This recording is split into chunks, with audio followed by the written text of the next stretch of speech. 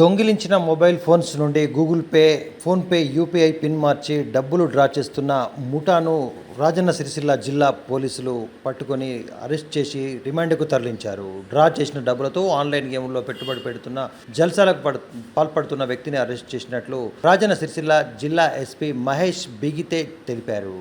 జిల్లా ఎస్పీ తెలిపిన వివరాల ప్రకారం వెస్ట్ బెంగాల్కు చెందిన హరి బర్మన్ అనే వ్యక్తి ఇంటర్ చదువుకొని దురలవాట్లకు అలవాటుపడి ట్రైన్లలో వెస్ట్ బెంగాల్ నుండి గుంతకల్, గూర్తి ఏరియా తదితర ప్రాంతాల్లో మొబైల్ ఫోన్స్ను దొంగిలించి మొబైల్ పాస్వర్డ్ మార్చి మొబైల్ ఫోన్లో ఆధార్ కార్డుతో పాటు పాన్ కార్డుల సహాయంతో ఫోన్పే, గూగుల్ పే పాస్వర్డ్లను రీసెట్ చేసి డబ్బులు వేరే అకౌంట్కు పంపించుకుంటున్న క్రమంలో జల్సాలకు పాల్పడి వాటిని వినియోగిస్తున్నాడు. కాగా దీనిలో భాగంగా రుద్రంగి మండలం మోనాల గ్రామం చెందిన సిరికొండ శ్రీనివాస్ అనే వ్యక్తి మార్చి 12వ తేదీన తిరుపతికి రైలులో వెళ్తున్న క్రమంలో తెల్లవారుజామున 5 గంటలకు లేచి చూసే సమయంలో అతని భార్య ఫోన్ను ఎవరో గుర్తులేని వ్యక్తి దొంగిలించినట్లు గుర్తించాడు.